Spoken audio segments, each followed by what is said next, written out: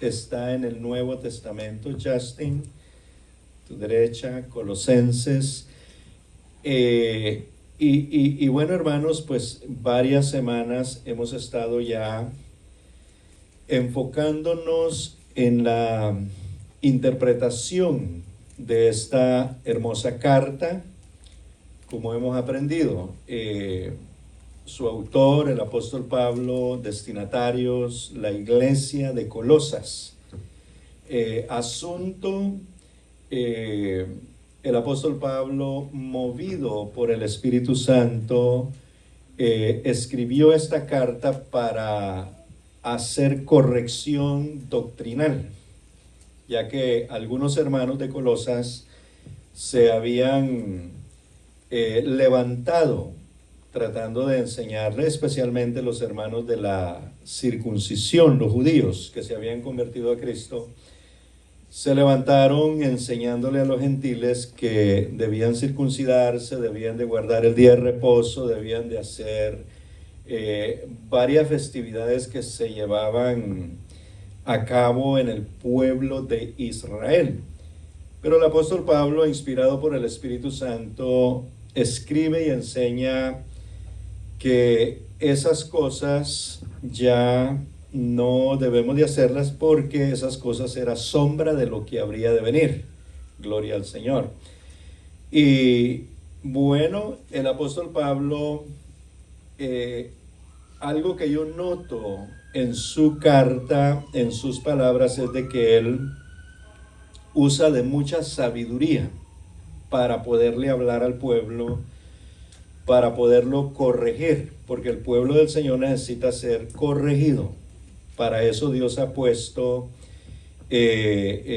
pastores en cada congregación para velar por el rebaño y si alguien está como queriendo coger otra dirección, entonces el pastor debe de amonestarlo con amor y misericordia, con mucha sabiduría, para que el hermano no se duela, no se sienta y de pronto esa amonestación sea el tropiezo para que se vaya y se termine de extraviar.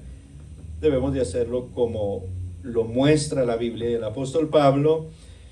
Aprendimos en esta carta, si usted no la ha leído toda, puede leerla después toda, poco a poco, desde el capítulo 1, encontramos de que él halaga a la congregación, es decir, él habla muy bien de la congregación, habla muy bien, y poco a poco, a medida que le va enseñando a la congregación quiénes son en Cristo Jesús ahora, entonces él va metiendo un poco, o más bien dicho, va dando a conocer un poco el problema que se está llevando a cabo en la congregación. Gloria al Señor. Y el apóstol Pablo es un modelo de liderazgo que nosotros podemos aprender de él, cómo tratar a las otras personas, porque en ningún momento él está condenando tampoco a los que están enseñando otra cosa. Al contrario, él con sus palabras, con su sabiduría, los está amonestando de tal manera que los está trayendo de nuevo al camino. Y eso es lo que debemos de aprender nosotros. Cuando alguien tiene otras ideas, otros pensamientos, o quiere introducir algo, como se dice, algo nuevo a la iglesia, que la iglesia no practica, y si no la practica es porque no le encuentra un sentido en la palabra de Dios, es decir, en la Biblia. Entonces uno debe de proceder con sabiduría, con mucha paciencia y sobre de todo con mucho amor hacia la persona, hacia el hermano, y corregirlo, porque la corrección no se hace con nuestras propias palabras, en este caso porque hoy ya tenemos la palabra de Dios en la Biblia. La corrección se hace en base a la sana doctrina y en base a los fundamentos doctrinales. Si la Biblia lo dice, para dónde agarramos. No hay otro lado. Hay que decirle, como dice la palabra del Señor, a la palabra de Dios hay que decirle amén. Amén. La Biblia lo dice, es palabra de Dios. Como el mismo apóstol Pablo, hablándole a Timoteo, le dice, porque toda la escritura es inspirada por Dios, útil para enseñar, útil para redarguir, útil para corregir, útil para instruir. Fíjese que la palabra de Dios tiene un fin. Enseña, redarguye, corrige, instruye con un fin. ¿Cuál es el fin? A fin de presentar a todo hombre perfecto para toda buena obra. Gloria al Señor. Entonces, nosotros debemos de aprender de la Biblia, no condenar a las personas. No condenar a las personas, porque el que condena es Dios.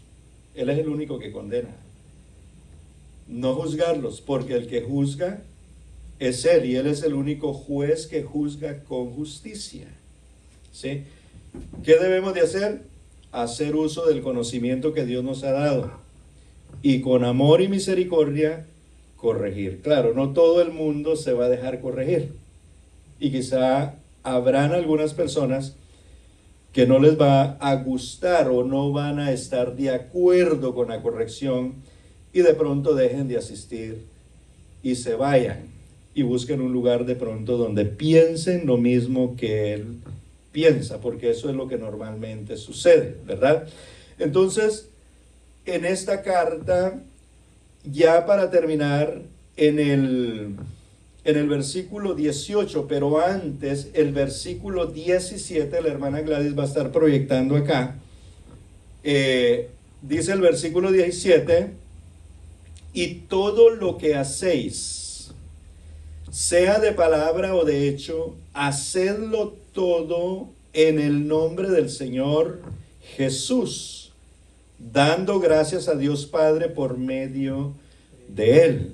Ahora bien, los que hemos leído la carta y los que la hemos escudriñado hasta este punto, ya sabemos a qué se está refiriendo el apóstol, porque ya le dijo a la iglesia que Jesucristo, el que murió en la cruz del Calvario y resucitó, Él es la imagen invisible del Dios invisible, y que en Él, en Jesucristo, fueron creados los cielos y la tierra, visibles, todas las cosas visibles e invisibles, sean tronos, sean dominios. Dice la palabra del Señor, versículo 16 del capítulo 1. Porque en Él fueron creadas todas las cosas, las que hay en los cielos, aleluya, y las que hay en la tierra, visibles e invisibles, sean tronos, sean dominios, sean principados, sean potestades. Preste atención. Todo fue creado por medio de Él y para Él. Es decir, toda la creación, todo lo que existe, o todo lo que vino a la existencia por la palabra de Dios, le es atribuido a Jesucristo. ¿Sí? Le es atribuido a Jesucristo. Y dice el 17, y Él es antes de todas las cosas, y todas las cosas en Él subsisten. La palabra subsistir significa sobrevive. En Él. ¿En quién? En el que las creó, en el que las hizo. No solamente las hizo, sino les da vida y las sustenta todos los días. Y eso nos incluye a nosotros. Por eso Eclesiastés dice que en el día de la muerte, hablando al ser humano, en el día que la muerte llega al ser humano, dice que no hay quien pueda retener el espíritu. Porque lo que sucede cuando uno muere es de que el espíritu de vida sale de uno. Muerte significa separación. Entonces el espíritu de vida se separa del cuerpo. Y el espíritu de vida no es otra,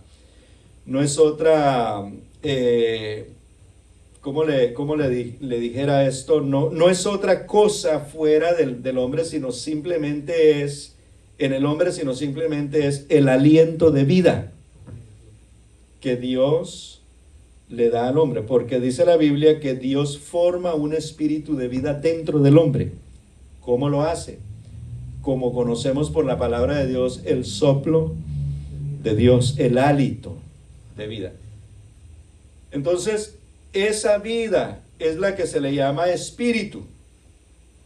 Y es la que dice Eclesiastés también, que en el día de la muerte dice, el polvo vuelve a la tierra de donde fue tomado, porque eso es lo que somos nosotros, somos polvo. Pero el espíritu vuelva a Dios quien lo dio, porque eso le corresponde a Dios, la vida. El espíritu el espíritu de vida que nosotros tenemos es lo que dice aquí en el versículo 17, gloria al Señor, y Él es antes de todas las cosas, y todas las cosas en Él subsisten. En Él, no con Él, sino en Él, porque todo fue creado por Él y para Él. ¿De quién hablamos aquí? Hay un hombre y dice, y Él es la cabeza del cuerpo, que es la iglesia. Entonces nosotros aquí sabemos de que la iglesia tiene una cabeza, y esa cabeza tiene nombre: Jesús. Jesucristo o Jesús el Cristo es la cabeza de la iglesia, y nosotros como miembros de esta iglesia fuimos injertados en el cuerpo de Jesucristo. Entonces, ¿quién piensa por nosotros? La cabeza. ¿Y quién es la cabeza? Jesús. Entonces Él piensa, Él decide. Por eso la Biblia habla de que todos los que estamos en Cristo Jesús reconocemos el señorío de Cristo en nuestras vidas. Amén. Y el apóstol Pablo le está enseñando esto a la iglesia de Colosas y les está diciendo quién es Jesús. ¿Quién es Jesús? Entonces, en base a este contexto de quién es Jesús, ahora sí el versículo 17 del capítulo 3, ahora los hermanos entienden mejor lo que el apóstol les está diciendo. Y todo lo que hacéis, sea de palabra o de hecho, hacedlo todo en el nombre del Señor Jesús. Hay una coma que divide el próximo párrafo. Y dice el próximo párrafo, dando gracias a Dios Padre por medio de Él. Así es de que si el hombre quiere vivir agradecido con Dios, tiene que hacerlo a través de Jesucristo, porque Jesucristo, como lo describe o como lo explica el apóstol Pablo en los capítulos anteriores, Jesucristo es la imagen del Dios invisible. Dios es espíritu e incorpóreo, Él no es materia, no tiene derecha, no tiene izquierda, no tiene frente, no tiene espalda. Él es espíritu y es tan grande, no en estatura, porque como espíritu no tiene estatura, es tan grande, pero que Él llena los cielos y la tierra con su presencia. Allá el profeta dijo, el cielo es el trono de mi Dios y la tierra el estrado de sus pies. Dando a entender, no mostrando un Dios gigante, no. Dando a entender que Dios, como está en los cielos en este momento, también lo está aquí con nosotros. Eso es lo maravilloso de nuestro Dios, que Él es omnipresente. Él está en toda su creación. Por lo mismo dice el Señor en su palabra, ¿se esconderá alguno en escondrijos que yo no lo vea? ¿No lleno yo los cielos y la tierra? Él mismo lo está diciendo. Entonces la presencia de Dios está en todo lugar. Una de las formas que hemos usado para ilustrar a Dios en toda la creación, Esa es una ilustración, no es que sea Él así. Es como cuando el sol está en su esplendor. La luz del sol cubre todo. El sol está lejos de la tierra, ¿verdad? Pero su presencia, su luz está en la tierra. Y está alumbrando toda la tierra y está dándole vida a las plantas e incluso a los seres humanos nos está dando vida, porque Dios no puso el sol ahí solo por adorno o por luz, no. Todo tiene un propósito. Entonces, la luz del sol penetra, entra, llega. Y por supuesto, no solamente llega a la Tierra, Él recorre el espacio. La Luna, todos los planetas. Bueno, es la estrella principal en nuestra constelación. Está en el centro. Una forma de ilustrar a Dios, pero a Dios nadie le ha visto. Los hombres vieron a Dios, pero lo vieron en una de sus manifestaciones, o más bien dicho, en una de sus apariciones, donde Dios se aparece como una persona, pero a la vez desaparecía. La manifestación más grande de Dios en la humanidad es en la persona de Jesucristo. Porque claramente dice la Biblia que Dios fue manifestado en carne. Indiscutiblemente grande es el misterio de la piedad. Dios fue manifestado en carne. Primera de Tesalonicenses, primera de Timoteo, capítulo 3 y versículo 16. Dice la palabra de esta manera. Si usted no lo tiene tachadito ahí en su Biblia, le puede hacer algo. Eso no es malo, ponerle unas sellitas a la Biblia, porque eso le ayuda a uno a encontrar los textos después. Ahí lo dice. Mire lo que dice la Biblia. E indiscutiblemente grande es el misterio de la piedad. Esa palabra, e indiscutiblemente, se está diciendo que es por demás discutir lo contrario, ¿verdad? Es por demás discutir lo contrario. Es decir, si usted no cree, allá usted. Pero de que Dios se manifestó en carne, se manifestó en carne. Lo dice claramente la Biblia. Dios fue manifestado en carne. Justificado en el Espíritu. Justificado en el Espíritu porque en su manifestación de carne, Él llegó a la cruz del Calvario. Él murió. Él no simplemente durmió o se desmayó ahí, no. Él murió, Él tuvo una muerte no natural, sino una muerte de asesinato, porque lo asesinaron ahí.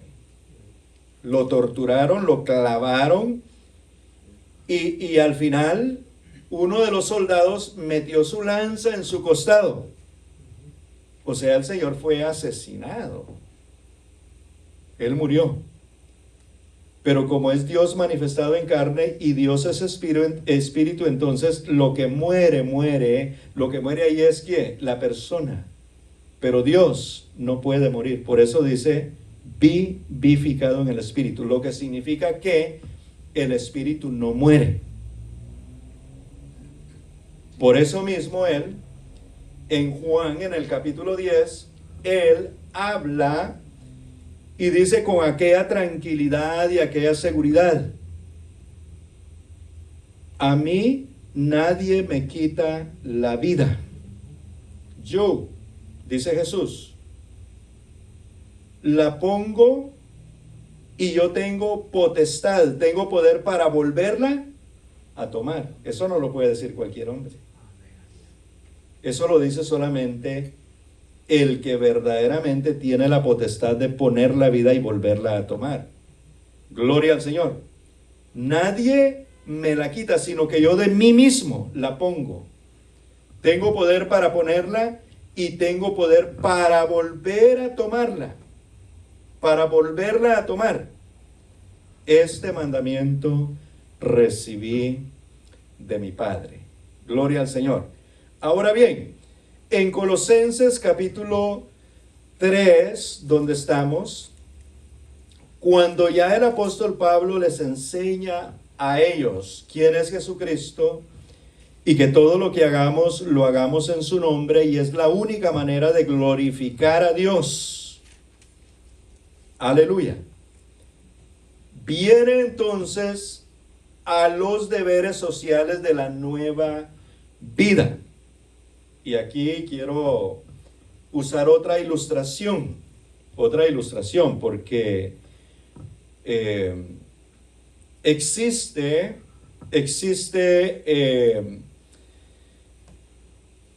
una forma de ver el Evangelio de Jesucristo, donde la gente le enseña a la gente que no es necesario que uno haga cambios en la vida, porque de todos modos al cielo no entrará carne ni sangre.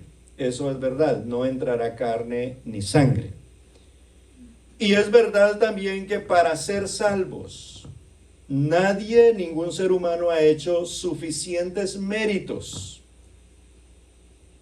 porque la salvación y la justificación es gratuita. Y Dios nos salva tal como estamos. Pero una vez salvos, dice que somos salvos para buenas obras. Es decir, después de la salvación viene la instrucción de la palabra, donde se nos enseña cómo debemos de vivir la nueva vida en Cristo Jesús. Cómo la debemos de vivir. Y la ilustración que quiero hacer es bien simple y sencilla. No sin antes mencionar que dice la Biblia, y es así, que nosotros fuimos trasladados del reino de las tinieblas al reino de Jesucristo. Entonces estábamos allá sin ley, y la única ley sin ley de Dios, la única ley que nos gobernaba era la ley del pecado, la ley del mundo. Y éramos por naturaleza hijos de desobediencia, hijos de ira. Pero Él allá, nosotros no llegamos aquí. Él fue allá donde estábamos y nuestra condición era una condición de muerte. Él os dio vida a vosotros cuando estabais muertos en delitos y pecados. Y eso es verdad. Él llegó y no solo nos dio vida, sino nos sacó de ahí. Y nos trasladó a un lugar que ya no hay esclavitud, a un lugar donde no hay una ley que me obligue a pecar, sino que Él me hizo libre del pecado, libre del mundo, libre de Satanás, porque las fuerzas satánicas ya no tienen poder en mí. El pecado mismo ya no tiene poder en mí. Entonces ahora yo vivo en una nueva vida aquí, en este reino de luz, con una libertad, donde lo único que se me exige en cierta manera es obediencia. Dios me enseña cómo debo de vivir. Y yo debo de adaptarme a la nueva vida. Y aquí viene la ilustración. Creo que la mayoría de nosotros, maybe Justin, a lo mejor no, porque tú naciste aquí, ¿verdad? Ya, tú naciste aquí. Pero la mayoría de nosotros venimos de diferentes países y llegamos aquí. Mire la ilustración que voy a poner. Estando usted aquí, ¿sigue usted bajo las leyes de su país o está bajo las leyes del país de los Estados Unidos? ¿Está en este momento usted obedeciendo las leyes de su país o está obedeciendo las leyes de aquí? De aquí. ¿Se da cuenta? ¿Por qué? Porque ya usted no vive en su país. ¿Le está pagando los impuestos a su país o se los paga este? Se los paga este. Es sencillo, ¿verdad? Y aquí hay un estilo de vida totalmente diferente al de nuestro país. Una cultura totalmente diferente. Entonces yo me estoy adaptando a la cultura norteamericana. Me estoy adaptando a las leyes norteamericanas a medida que las voy conociendo. Y los amigos, la familia que tienen más años de vivir acá, nos dicen, no haga eso porque eso aquí no lo permite. Y ellos tratan de ayudarlo a uno y de educarlo. Y eso es lo que hace la iglesia cuando los nuevos cristianos llegan. Entonces nosotros estamos ayudándoles. Mire, ya, si bebía alcohol, no, ya no beba porque eso ya no es bueno para... Ahora su cuerpo, y le muestra por la Biblia, dice la Biblia que su cuerpo es la casa de Dios, que Él vive ahí. Y eso es verdad, lo dice la Biblia. Si usted decía palabras obscenas, palabras vulgares, palabras no muy agradables, ofensivas, entonces le decimos, hermano, ya no diga eso, mejor use otra palabra. Y si usted tenía un carácter así muy duro, muy fuerte y hablaba, ahora pasito más. Y nos van enseñando, ¿verdad? Entonces vamos conociendo la nueva vida que es en Cristo Jesús. Pero Dios no nos está obligando a hacerlo. Por eso dice, quítese de vosotros. Quítese de vosotros. Dice, despojaos del viejo hombre. Y es aquí donde quiero llegar al versículo 18. Le habla a las familias, comenzando con los matrimonios. Le habla a las casadas. Le habla a las mujeres que están casadas. Y dice, casadas, estad sujetas a vuestros maridos, como conviene en el Señor. Ese párrafo, como conviene en el Señor, en otras palabras significa, voy a parafrasearlo, casadas, están sujetas a vuestros maridos como cristianas, ¿verdad? Como conviene en el Señor, como cristianas, gloria al Señor. Y luego le habla a los varones, maridos, amad a vuestras mujeres y no seáis ásperos con ellas. Volviendo al versículo 18, eso de estar sujeta a su marido, es bueno aclarar que no significa que el marido se hace un señor de ella y va a hacer la mujer lo que él quiera. Y ella solamente tiene que decir, sí señor, sí señor, sí señor. Una esclava, no. Está hablando de un respeto. La sujeción tiene que ver con el respeto hacia el marido, ¿hacia qué? Hacia el rol que el varón como esposo ejerce dentro del matrimonio. Recordemos de que en el Señor tanto el varón como la mujer somos iguales. En el Señor no hay uno más importante que el otro, no. Dice la palabra del Señor en Génesis capítulo 1 y versículo 27. Mire cuando Dios los hizo. Mire lo que dice el versículo 27. Y creó Dios al hombre a su imagen. ¿Y qué dice? A imagen de Dios lo creó. ¿Y qué más? Varón y hembra los creó. Es decir, ambos, tanto el hombre como la mujer, es creada de la misma manera. Lo único que uno es varón y la otra es mujer. Tiene su razón de ser. Y es de que Dios, en sus planes divinos, quería que nosotros nos multiplicáramos, sobre de la tierra. Nos dio el poder de la procreación. Y para que podamos procrear, entonces, Dios hace un hombre y una mujer. Uno que engendre, el otro que fecunde. ¿Verdad? Entonces, de esa manera Dios lo diseñó. Qué hermoso, qué sabiduría, ¿no? Qué bonito todo lo que Él hizo. Ahora bien, el apóstol Pablo a la iglesia de los Corintios le enseña que hay un orden. En la creación hay un orden y Dios es un Dios de orden, nuestro Dios. Y todas las cosas que Él ha hecho, las ha hecho muy bien y muy bien organizadas.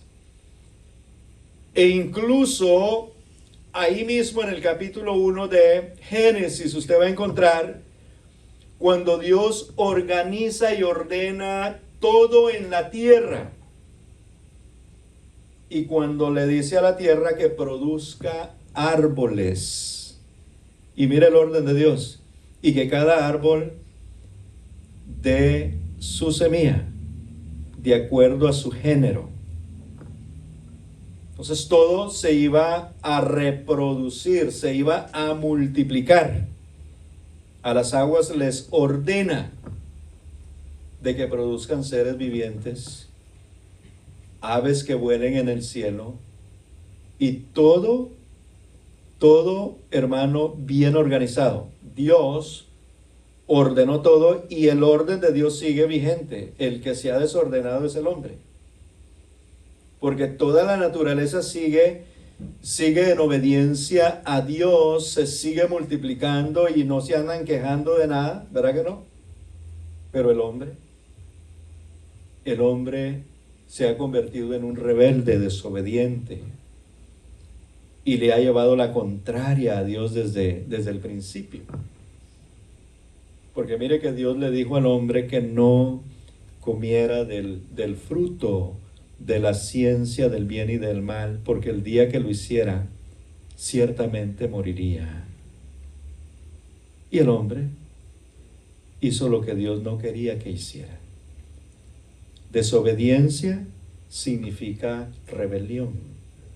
Cuando alguien desobedece, se rebela contra aquello o contra aquel que le dijo no haga o no se lo está permitiendo. Amén.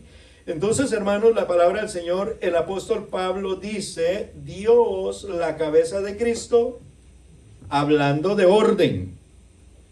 Cristo, la cabeza del hombre, mire cómo va el orden, es un orden. El hombre, la cabeza de la mujer. Pero ya más adelante dice, bueno, pero el hombre no es sin la mujer y la mujer no es sin el hombre. Porque yo nací de una mujer, todos nacimos de una mujer. Y una mujer por sí sola no puede dar hijos. ¿Verdad que no? Entonces nos necesitamos ambos. Dios hizo a ambos, pero cada uno tiene un rol. Cada uno tiene algo específico que debe de cumplir delante de Dios. Entonces aquí a las casadas se les pide que ejerzan lo que el Señor dice en Génesis: le haré ayuda idónea. Y eso de la ayuda idónea no se trata de tener un ayudante, como nosotros hemos aprendido.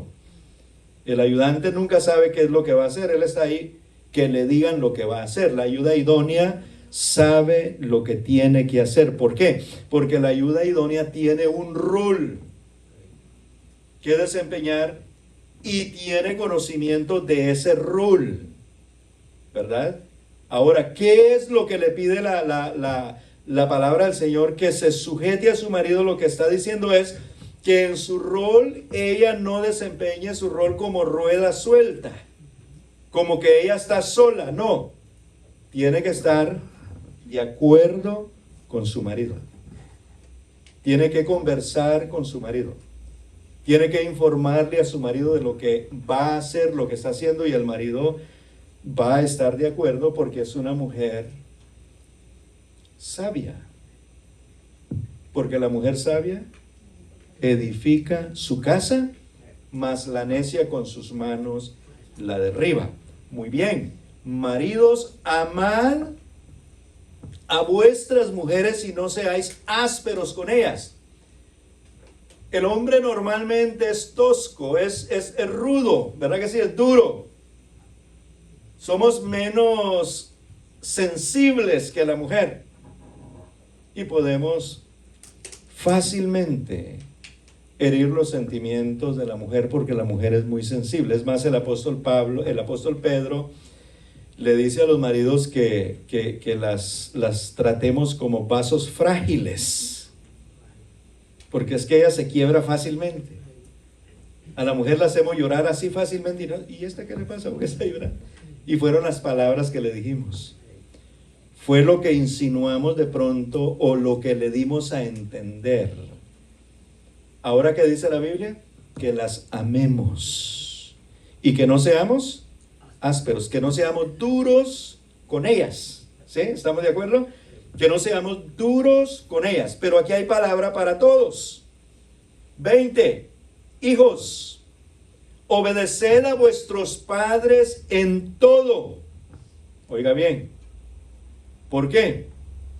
Porque esto agrada al Señor. Y eso de los hijos no está hablando como Salomón, como Dylan, que están chiquititos. No, así como el hermano Salomón ya grande, si tiene su mamá, su papá, debe todavía de obedecer, porque son sus padres, mis padres. Yo, cada que hablo con mis padres, ahí me están diciendo cosas y yo, sí, claro. Y me están aconsejando. Y miren, ya estoy grandecito. Y yo podría decir, pero papá, yo ya no estoy para esa cosa. No, pero es que los consejos de los padres siempre son buenos y siempre van a llegar a tiempo. ¿Por qué? Porque los padres aconsejan a los hijos es porque los aman.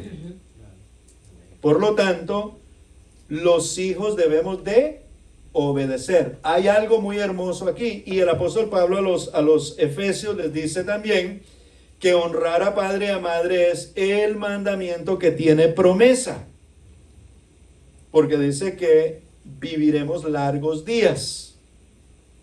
Amén. Queremos vivir largos días. Seamos obedientes a nuestros padres y obedientes al Señor. Ahora bien, padres, no exasperéis a vuestros hijos para que no se desalienten. Mire que aquí el apóstol Pablo está abarcando toda la familia. Matrimonios, hijos, padres. Debemos de hacer uso de la sabiduría que Dios nos ha dado para corregir a nuestros hijos, para enseñarles, gloria al Señor. Pero hay una recomendación, y es de que no hay que exasperarlos, porque ¿qué pasa con ellos? Se desalientan. Un desaliento es un desánimo, ¿sí? Ya no van a querer hacer las cosas, ya no van a querer seguir. Y cuando se trata de instruirlos en el Señor, también el apóstol Pablo dice que lo hagamos en el temor del Señor cuando los amonestemos. No hay bálsamo mejor para curar en una corrección que el amor. Hagámoslo con amor. Antes de corregir, padres, a nuestros hijos debemos de amarlos. Y no corregirlos cuando estamos enojados, porque corremos el riesgo que los podamos herir, golpear, quizá no físicamente, pero verbalmente. Y golpear duro verbalmente trauma a las personas y especialmente a los niños. Tenemos que tener mucho cuidado, y eso es lo que el apóstol Pablo nos está enseñando en esta noche. Gloria al Señor. Padres, no exasperéis a vuestros hijos para que no se desalienten. Y ahora le habla a todos los hermanos que trabajan. Siervos, obedeced en todo a vuestros amos terrenales, no sirviendo al ojo como los que quieren agradar a los hombres, sino con corazón sincero, temiendo a Dios, porque como cristianos, como hijos de Dios, debemos de comportarnos y aprender, hermanos, a vivir en paz. Y acuérdense que cuando no teníamos al Señor Jesucristo íbamos por el pago nada más. Íbamos por lo que nos iban a pagar. Se nos asignaban tareas y hacíamos lo que queríamos y ya, no me dio tiempo a hacer el resto. Y a veces nos poníamos a hablar de nuestros patrones, porque los amos aquí son los dueños de las empresas del día de hoy. El dueño de la empresa, si usted le trabaja a un empresario, usted trabaja para una empresa, si usted no trabaja para usted, por sí mismo, usted tiene un amo. Un amo que le paga, un empresario que le paga. En aquel tiempo se le llamaba siervo, ahora se le llama empleado, ¿verdad? Y una vez usted marca su tarjeta para entrar, una vez usted entra en esa empresa en el horario asignado, hermano, ese tiempo ya no le pertenece a usted. Usted no debe de gastar el tiempo en el teléfono, porque muchos lo hacen hoy.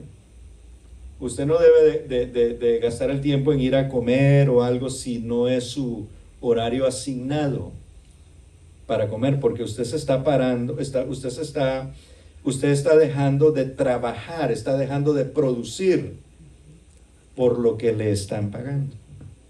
A menos que el que le está pagando le esté pagando a usted por contrato. ¿Sí?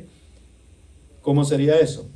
Le dice, mire, cámbiame el piso de este, ¿cuánto me cobra por cambiarme el piso de este cuarto? No, pues le cobro $5,000. Ok. Firmamos un contrato, $5,000. ¿En cuánto tiempo me lo tiene? No, me lleva una semana. Ok, está bien. Te viene, empieza a la hora. Si usted se quiere sentar, usted se sienta. Porque el empresario le va a pagar los $5,000 cuando el trabajo esté terminado. Entre más rápido usted lo termine, más rápido cobra. Entre más se demore, entre más tiempo gaste aquí, menos va a cobrar. Entonces, ahí no hay problema. Pero si nos están pagando por hora, por día, debemos de cumplir con el horario y debemos de cumplir con las tareas que se nos asignen. ¿Por qué? Porque nosotros somos hijos de Dios y debemos de ser honestos. No hacerlo sería no ser honesto delante de los empresarios y delante de Dios. ¿Estamos de acuerdo? Especialmente aquellos que no tienen supervisores. ¿Sí? Porque si usted tiene un supervisor, él anda ahí viendo, hey, ¿por qué te sentaste? Entonces, cuando hay un supervisor y lo ven a uno muchas veces sentado, tienen la autoridad de disciplinarlo a uno.